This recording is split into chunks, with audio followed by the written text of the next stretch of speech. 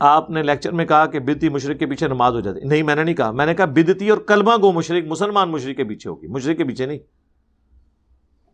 حضرت عثمان نے کہا فتنے کے امام کے پیچھے نماز ادا کرو. ہاں یہ دلیل ہے نا جی میری. تو آپ حضرت عثمان کے ساتھ ایگری نہیں کرتے؟ اس کے اوپر امام بخاری نے باب باندھا ہے بدعتی اور باغی کے پیچھے نماز کا حکم. اگر آپ کہتے ہیں وہ بدعتی نہیں ہے تو مجھے بتائیں خلفائے راشدین کے خلاف کھڑے ہونے سے بڑی کوئی بدعت ہو سکتی ہے؟ بدعت والی حدیث تو ہے ہی ادھر ہے. یہ کل بدعۃ ضلالہ وکل ضلالۃ فی النار، حدیث پوری کیوں نہیں پڑھ دے؟ تم میرے بعد بہت اختلاف دیکھو گے.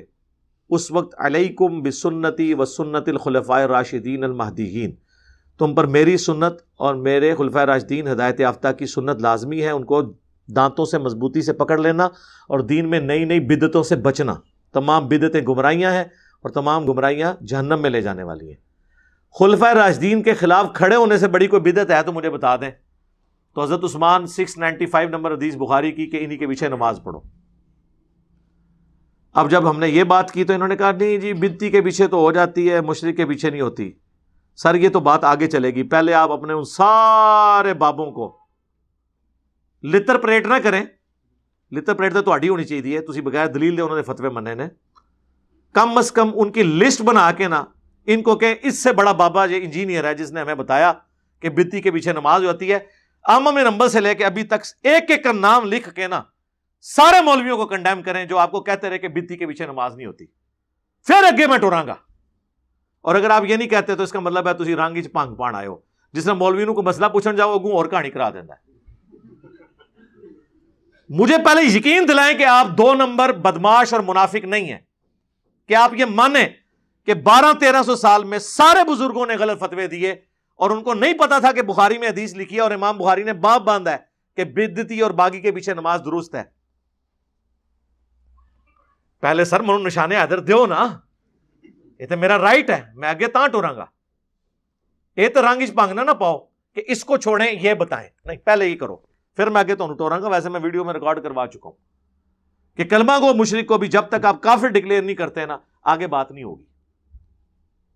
مسلمان بھی کہہ رہے ہیں تو پھر اگر مسلمان ہے کوئی تو پھر آپ کو کوئی حدیث بتانی چاہیے کہ فلاں مسلمان کے پیچھے نماز نہیں ہوتی. یہ سارے فتوے ہیں، کسی حدیث میں یہ چیزیں ڈسکس ہی نہیں ہوئی. الٹا یہ آیا ہے کہ عبداللہ بن عمر خوارج کے پیچھے نماز پڑھتے تھے. سنن کبریٰ البیہقی میں آیا اور بخاری میں ہے کہ خوارج بدترین مخلوق ہیں. عبداللہ بن عمر خود کہتے ہیں کہ یہ کافروں کے یاد مسلمانوں پہ صحابہ پہ لگا کے صحابہ کو کافر قرار دیتے ہیں. جو صحابہ کو کافر قرار دے اس پہ کفر نہیں لوٹتا. تو کلمہ گو کافر یعنی خوارج، ان کے پیچھے عبداللہ بن عمر نماز پڑھ رہے ہیں تو کلمہ گو مشرک کے پیچھے نماز نہیں ہوگی کلمے کے احترام کی وجہ سے. اس سے بڑی بات نکلے. لیکن یہ بعد میں ہوگا، یہ میں نے چونگے میں آپ کو دے دیا. میں اگے ٹراں گا تاں جدو پہلے منو گے تو سارے بابے غلط فتوے دے آئے، پھر ہمیں یقین آئے گا.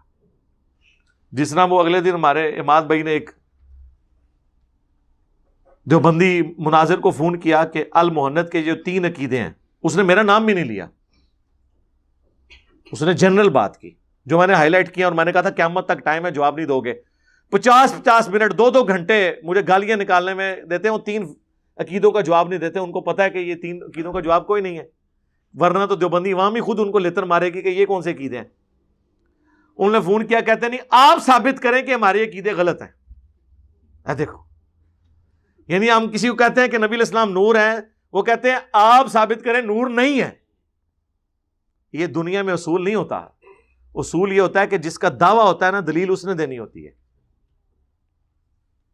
اور جو چیز اپنی اصل میں ہوتی ہے نا اس کو دلیل دینے کی ضرورت نہیں پڑتی. مثلا یہ چیز اصل میں ہے کہ پسینے میں سے بدبو آتی ہے. اب کوئی شخص یہ کلیم کرتا ہے نا نبی علیہ السلام کے پسینے سے خوشبو آتی تھی، یعنی یہ اگر میں کلیم کرتا ہوں کہ نبی علیہ السلام کے پسینے میں سے خوشبو آتی ہے اور مجھے کوئی اعتراض کرے کہ پسینے میں سے بدبو آتی ہے، تو میں اسے یہ کہنا شروع کر دوں کہ تم یہ ثابت کرو کہ نبی علیہ السلام کے جو ہے پسینے سے بدبو آتی تھی. وہ کہے گا یار یہ مجھے کیوں ثابت کرنے کی ضرورت ہے، یہ نیچرل ہے. دعویٰ تم نے کی ہے، روٹین سے ہٹ کے دعویٰ کس کا ہے؟ میرا. تو میں اسے کہوں گا کہ ہاں بخاری مسلم میں ہے کہ نبی علیہ السلام کے پسینے سے خوشبو آتی تھی. اسی طرح یہ آپ سے پوچھتے ہیں جی حضور کا سایہ، آپ ثابت کریں کہ سایہ تھا. نہ، قرآن میں واضح آیا ہے کہ ہر چیز کا سایہ ہے اور سایہ بھی اللہ کو سجدہ کرتا ہے. سایہ نہ ہونا یہ روٹین سے ہٹ کے بات ہے, ثابت تو نے کرنا ہے. سمجھ آئی آپ کو؟ المؤنث آپ لوگوں نے لکھ کے کہا کہ یہ ہمارے عقائد ہیں دیوبندیوں کے, ہمیں کہہ رہے ہیں آپ ثابت کریں کہ یہ قائد غلط ہے. او مامیو مامو پارٹی کلیم تسی کیتے نے قائد, مامو پارٹی جو کلیم کر رہا ہے وہ بتائے گا نا. جب تم لکھ رہے ہو کہ ہمارے علماء دیوبند رضی اللہ عنہم ہیں تو ثابت تم کرو گے نا. تم لکھ رہے ہو کہ ہم بزرگوں کی قبروں اور سینوں سے فیض لینے کے قائل ہیں تو قائل تو تم ہو نا, ثابت تو تم کرو گے. ہم نبی علیہ السلام کی قبر مبارک میں زندگی کو دنیا کی سی مانتے ہیں تو ثابت تو تم کرو گے نا. اور ہم نبی علیہ السلام کی قبر مبارک کو اللہ کے عرش کرسی سے افضل مانتے ہیں. اور مامیوں کلیم تو تسی کیتے ہیں, ہم تو تھک چکے ہیں کہ یہ کہاں لکھا ہوا ہے. کلیم آپ نے کیا ہے, یہ کہتے ہیں بتائیں کہاں لکھا ہوا ہے کہ یہ غلط ہے. ایک چیز لکھی نہیں ہوئی اور میں غلط کیوں ثابت کرا. سمجھ آئی آپ کو؟ اور یہ وہ کہانی ہے جس کے اوپر ان کی ساری چیزیں چل رہی تھی, کیونکہ آپ نے کبھی اپنی عقل استعمال نہیں کی.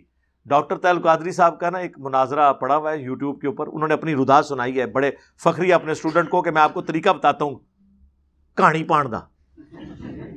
کہ میں 9ویں کلاس میں تھا تو ہماری کلاس کے اندر ایک تھا نجدی, اور وہ نور بشر کی بحثیں چھیڑ کر بیٹھ جاتا تھا.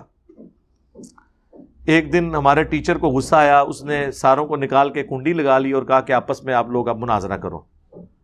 تو میں نے اسے کہا کہ تم اپنا دعویٰ لکھو, میں بھی اپنا دعویٰ لکھتا ہوں. کاش اس نے میرے لیکچرز دیکھے ہوتے. اس نے لکھا کہ نبی علیہ السلام بشر تھے, نور نہیں تھے.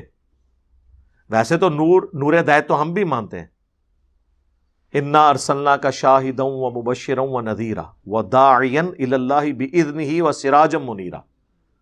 نور ہے, نور ہدایت, جو دلائل النبوہ میں مسند احمد میں ہے کہ میری پیدائش کے وقت میری ماں نے خواب دیکھا کہ ان کے لیے ایک نور ظاہر ہوا جس سے شام کے محلات بھی روشن ہو گئے. یعنی آپ کی دین کی دعوت شام تک بھی, رومن امپائر تک بھی پہنچنی تھی. یہ والا نور اور ہے, وہ بخاری بھی نور ہے, مسلم بھی نور ہے, صحابہ کی تعلیمات بھی نور ہیں, اہل البیت کی تعلیمات بھی نور ہے, قرآن بھی نور ہے. لیکن یہاں سپیشی کی بات ہو رہی ہے جو صحیح مسلم میں آیا کہ اللہ تعالیٰ نے انسانوں کو مٹی سے, فرشتوں کو نور سے اور جنات کو آگ سے پیدا کیا. اور یہ پورشن تو قرآن میں بھی ہے, سورۃ الحجر میں, سورہ الرحمن میں, کہ اللہ تعالیٰ نے انسان کو مٹی سے اور جنوں کو آگ کی لپٹ سے پیدا کیا. یہاں بات ہو رہی ہے سپیشیز کے طور پہ. طاہر القادری صاحب نے کہا کہ جب اس نے دعویٰ لکھا نا, اس پہ قادری صاحب کہتے ہیں میں نے اسے پکڑ لیا. انہوں نے کہا کہ یہ جو تم نے پہلے لکھا ہے نا کہ نبی علیہ السلام بشر ہیں, تو یہ تو میں بھی مانتا ہوں کہ نبی علیہ السلام بشر ہیں. جو حضور کو بشر نہ مانے وہ کافر ہے, کیونکہ نبی علیہ السلام انسانی شکل میں ہی آئے ہیں. آپ کی شادی ہوئی, آپ کے بچے ہوئے, تو لہٰذا پہلا حصہ تو ہو گیا فارغ, کیونکہ تم نے بھی مان لیا. جو تم نے دوسرا لکھا ہے نا کہ نور نہیں ہے, اے ثابت کر. یعنی ثابت قادری صاحب نے کرنا تھا, انہوں نے کہا تو ثابت کر. تو وہ قرآن سے آیتیں پڑھنا شروع ہو گیا, قل انما انا بشر مثلکم. تو قادری صاحب کہتے ہیں میں نے اسے کہا کہ یہ تو میری دلیل ہے کہ نبی انسان ہونے میں تو بشر ہو, تو میں نے تو پہلے ہی کہہ دیا میں حضور کو بشر مانتا ہوں. تم قرآن سے آیت پڑھو کہ نبی علیہ السلام نور نہیں ہے, تو قیامت تک ٹائم ہی پڑھتا رہے.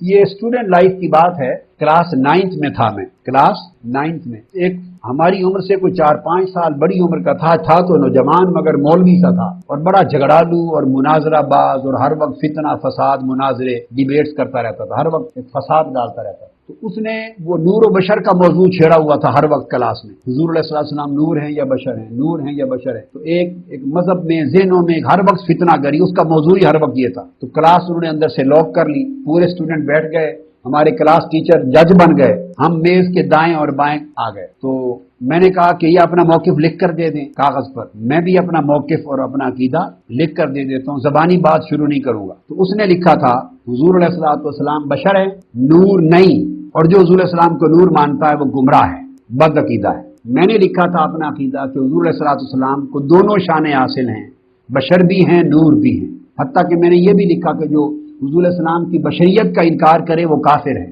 اور جو نورانیت کا انکار کرے وہ بھی گمراہ ہے.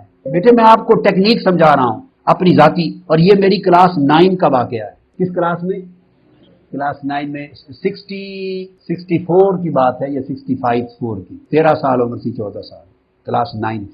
میں نے کہا کہ اس مولوی صاحب نے، مولانا صاحب نے لکھ کے دیا ہے کہ حضور علیہ الصلوۃ والسلام بشر ہیں اور نور ہرگز نہیں، جو نور مانے وہ گمراہ ہے. میں نے لکھ کے دیا ہے کہ حضور علیہ السلام بشر بھی ہیں اور نور بھی ہیں. تو گویا حضور علیہ السلام کے بشر ہونے کے عقیدے پر ہم دونوں کا اتفاق ہو گیا، لہذا اس پر کوئی بحث نہیں ہوگی.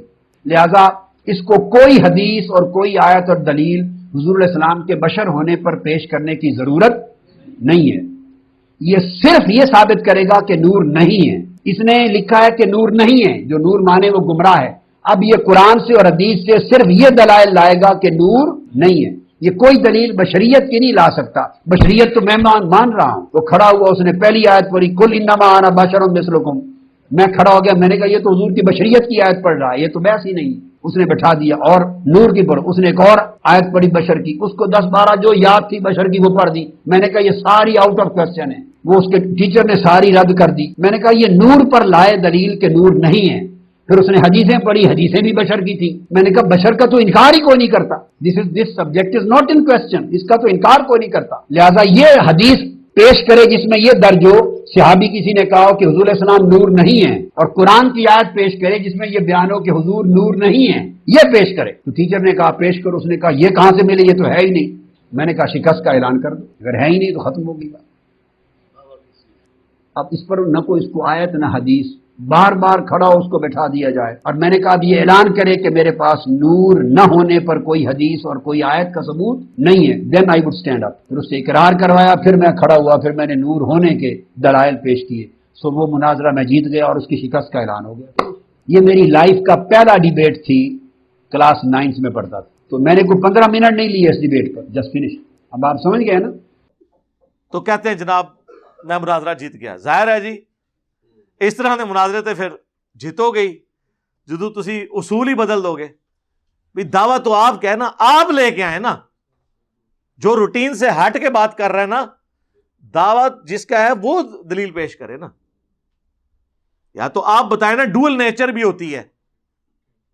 یہ ہو سکتا ہے جیسے فرشتہ انسانی شکل میں آ کے حدیث جبریل میں موجود ہے، اس میں آپ کہہ سکتے ہیں. لیکن ادھر بھی کوئی یہ نہیں کہتا کہ حضرت جبرائیل جو ہے انسان بن کے ہے. کہا جاتا ہے انسانی شکل میں آئے، اور وہ بھی ایکسٹرا آرڈنری ان کی لک تھی، اجلے کپڑے، نہ ان پہ آثار تھے کسی سفر کے، اور جا کے حضور کے گھٹنوں سے گھٹنے ملا کے بیٹھ گئے. تو یہ ایک الگ چیز ہے کہ انسان بن کر نہیں آئے تھے. لیکن نبی علیہ السلام کو تو اللہ تعالیٰ نے یہاں تک سورہ بنی اسرائیل میں فرمایا اگر زمین پر فرشتے آباد ہوتے تو ہم فرشتوں میں پیغمبر بھیجتے. سورہ انبیاء میں آیا کہ ہم نے کوئی پیغمبر ایسا نہیں پیدا کیا کہ جو کھانے پینے کا محتاج نہ ہو، اور نہ ایسا اس کا جسم بنایا تھا کہ وہ ہمیشہ زندگی گزارے، موت تو اس کو آنی تھی. سورہ فرقان میں آیا کافر کہتے ہیں کہ یہ نبی جو ہے بازاروں میں چلتا ہے بن عام انسانوں کی طرح. اللہ نے فرمایا کہ بھئی انسان ہی ہوتے ہیں تو اسی طرح ہی ہوگا. اگر ہم کوئی فرشتہ پیغمبر بنا دیتے تو پھر یہ کسی اور وام میں مبتلا ہو جاتے. پھر انہوں نے کہنا تھا کہ اب فرشتہ بنایا تو فرشتہ ہمارے لیے آئیڈیل کیسے ہو سکتا ہے، فرشتے کو کیا پتا کہ انسان کو کس تکلیف سے گزرنا پڑتا ہے. یہ بھی تو پھر بہانہ بن جانا تھا نا. دل بے ایمان تے اجتا ٹھیر.